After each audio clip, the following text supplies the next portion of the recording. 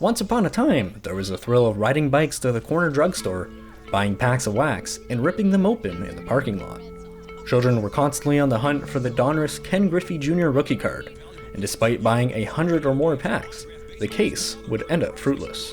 Collectors from the past will often share memories of how sports cards were a staple of their childhood. Whether it was Mickey Mantle's rookie card or a Wayne Gretzky with a stale piece of bubblegum stuck to it, the cards bring back memories. But 21st century kids have other things on their mind. During the first 3 years of the 1990s, when the baseball trading card industry was at its hottest, it generated more than $1 billion annually. By 2017, that number fell to a chilly $200 million. And we didn't treat the cards with the respect they do nowadays. We used to throw them against walls to play closies to see who won all the cards. Robert Sumner previously owned a sports card shop. He enjoyed many successful years selling sports cards to people of all ages.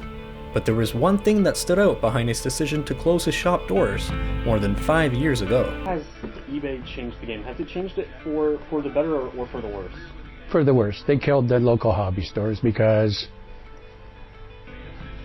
it's so cheap to buy it on eBay, and because it's a more competitive market, that drives the price down when there's more people selling.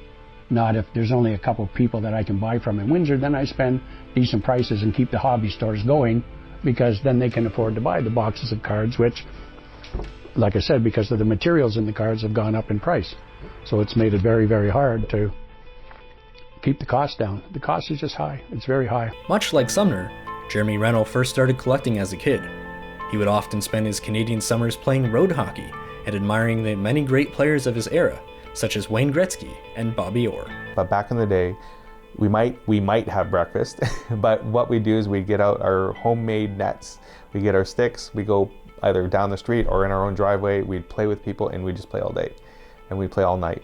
And then we might eat, and then we might scrounge for money, and we might go to the corner store and buy cards. All right, and it was just that our passion for the sport and our love for hockey just kept going and going. And to us, collecting was fantastic. As with many non-digital commercial trends, card collecting started to wane around the 90s. That decade's cards aren't worth much today, largely due to card companies overprinting. When demand for cards increased during that time, so did supply. But as supply increased to unthinkable levels and demand started to fall, the bottom fell out of the market. The chase for Ken Griffey Jr. rookie cards no longer brought a big enough thrill to go to the stores. Thus, the value of cards dropped, and kids were now left with boxes of cards. Mothers then shoved these cards into big cardboard boxes, where they'd sit and gather dust for the next 25 years. This is known as the junk wax era, an era the sports card industry is still trying to overcome. But why is it that the price of cards are currently skyrocketing? Many say this is largely due to the popularity of players. Whether it be the latest Chicago Bulls documentary highlighting the legacy of Michael Jordan, or any other sporting event, players are constantly in the spotlight.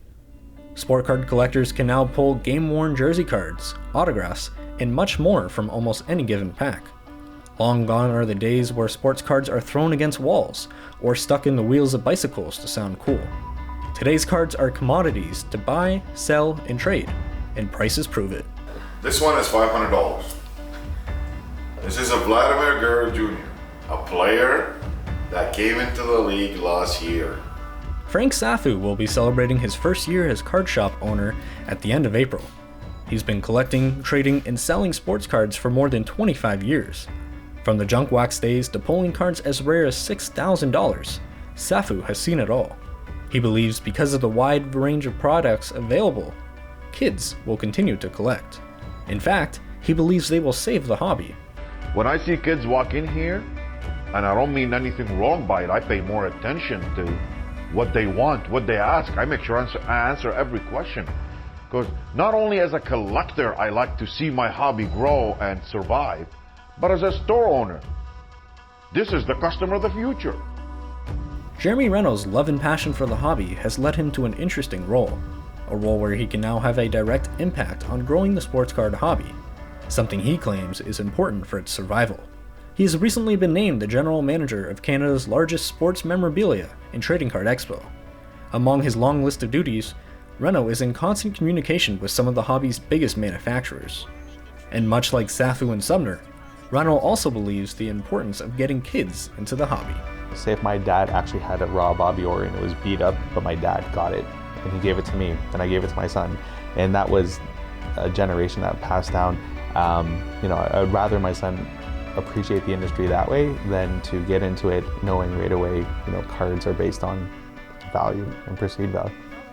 Ironically, the same internet may also save the card industry. Information on cards is now available within seconds, and collectors can purchase cards from all around the globe. Every day, collectors from the past are rediscovering the hobby. People are exploring their basements and attics and hoping to find lost treasure. And whether or not they come up empty-handed, one thing is for sure: there's still a future in the cards.